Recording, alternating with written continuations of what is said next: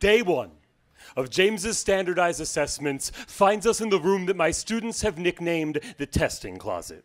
In its close confines, I can smell that James hasn't bathed in at least 4 days, and I can see the distinctly unmedicated darting of his eyes. I am not expected to include any of this in the report that I will write for James's last education plan. For that, I'm to focus on how James responds to writing prompts, like the one with the picture of the boy with 2 robots. Students are to compare the robots using the word however.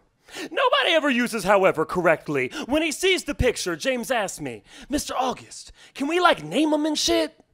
I'm tempted to include this in the report, as well as a description of the discordant symphony created by James's rumbling stomach and muttering mouth, because nobody at the shelter where he's been staying is required to feed him or administer his schizophrenia meds. When I ask him if he needs to stop, he says, "Nah, I think I got this." Yo, I don't know how to teach the mechanical resolve that compels a barely literate young man to spend hours in a tiny-ass room writing sentences just days after the cops pulled him from his new foster home because something in the stability there must have flared up those old episodes and he's been stealing shit again. Been pissing on floors and mattresses again. Day 2 finds me without James.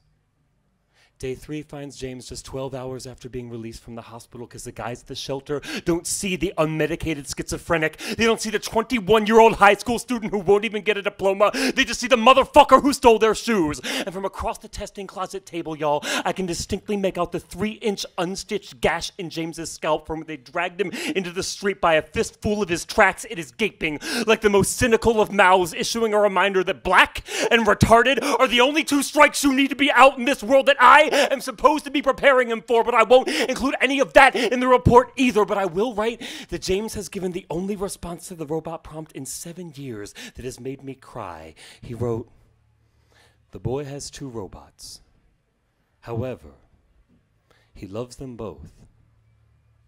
Who taught James love? Not the birth mother who could never choose the miracle in her stomach or the child in her arms over the hell she let march through her veins until her death. And if I'm being honest, it wasn't me either.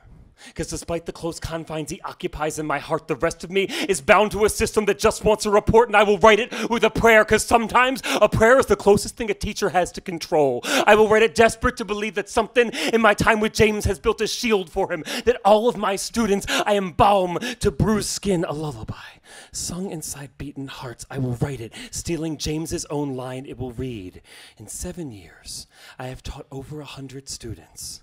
However, I love them all."